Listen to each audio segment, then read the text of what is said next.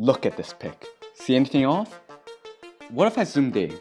Still don't see anything? Well, that's because there's a clue to the lore of Brawl Stars, and it has been hiding under everybody's noses this entire time. Welcome to, I want to say Game Theory's Catch Rate, but we'll probably get copyrighted. I have recently replayed this game, and I got intrigued to its lore. But I'm shocked that there's like one potential crucial clue overlooked by pretty much everyone, and that is the kill feed. Or kill feed icon, more exactly. You ever notice that the kill icon is exactly the same no matter how someone dies? It doesn't seem normal. Like, you can be killed by Nita's random ground attack thing and your kill feed is still a gun. El Primo's punches and still a gun. I don't understand why. It doesn't seem normal for like this revolver to be the kill icon for everyone. And that's why I believe it's definitely a clue and a key to the lore of Brawl Stars. But Robus, it's just an icon. The devs probably just couldn't bother to change it for everyone. That may be what you're asking. But that's the thing. Games with kill feed usually universally change icons. And Brawl Stars doesn't should be any different. After all, it's like a game with a classic fighting with killing. Unless they have a secret motive behind it. You see, there's like no reason for Brawl Stars to not have change icon, as it's not exactly difficult to code. It's just a couple more drawings and definitely easier compared to a lot of the updates they have been doing. It also is a very good way for income, as people love buying customized kill feed icons. In a game where that's literally the only income, that really should have been something they've been doing, unless something's stopping them. There is no reason to not have it, and every reason to have it. Okay, so what's the point? What does this mean? Well, this means that the brawlers do not actually kill each other. Pretty clear. It's not their kill icon that's appearing.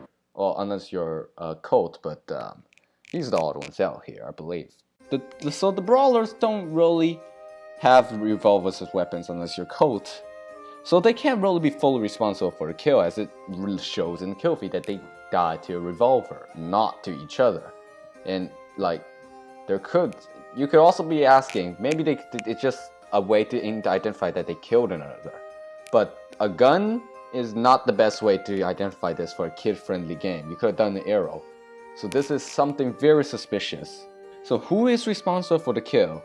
Well, for this, it's time to use the pre-existent theories of other more popular YouTubers as a backstory and basis, because I don't actually have time, I'm too lazy to do this.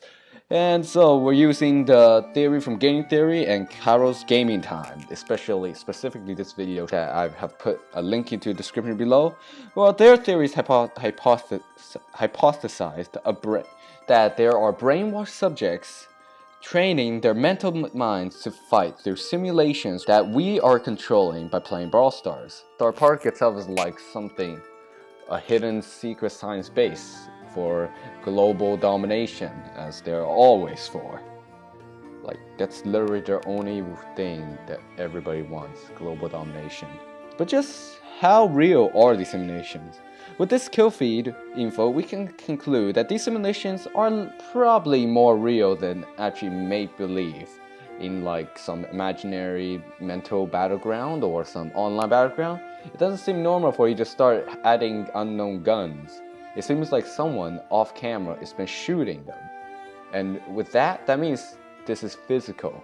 It means that somewhere in Star Park, there is possibly a simulation zone, possibly exactly on the exact playground zone, where somebody off camera will eliminate the player when they are supposed to be dead. But that's not all. I have a bit more clues I believe I found. If you look at the way the characters die, it seems strangely similar to two of the other games Supercell have developed and are world famous, namely Clash of Clans and Clash Royale. Both of these games have their brawlers made by a special chemical called elixir, which I feel like could be connected to the way these characters from Brawl Stars is made.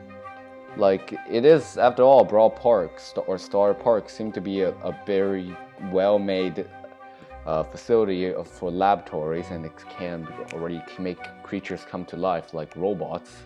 So who to say they can't do this?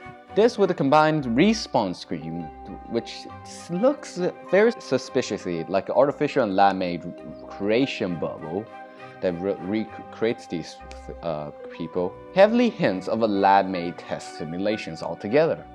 But how did this connect with the kill feed? Well, here's where things I believe gets creepy. You ever notice that the brawlers seemingly doesn't seem to be able to damage each other, or they don't seem to be able to look like physically hurt from any of their attacks other than being stunned. And the only way we can tell that they're hurt is by looking at their HP bars.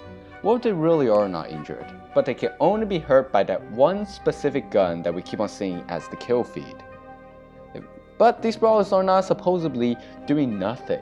They are able to destroy stuff in a way. Like, they seem to be able to break like crates and boxes and any obstacles in their way, but not each other. So what if, for the sake of the simulation, these brawlers are actually killed by a hidden gun off screen because they can't physically hurt each other? They're too powerful to be hurt by anything other than that one specific gun that we can't seem to find. And they're only being killed for the sake of a simulation, for like a battle, and for to keep us off radar of that this is not a real game. And that means Brawl Park or Star Park, or I don't really know what you call this amusement park at this point, is using us to train an army of basically indestructible, chemically made soldiers that could possibly be robots, since the robots have the same way of dying, that they can mass produce and control with the mental minds of their employees to take over the world. A very deadly possibility. But hey, I want to say Game Theory's catchphrase will probably get copyrighted. So could I be right about the lore, or am I just off my rockers and just looking at something that they just overlooked or didn't actually meant for to be meaning anything? Let me know in the comments, and see y'all in the next video.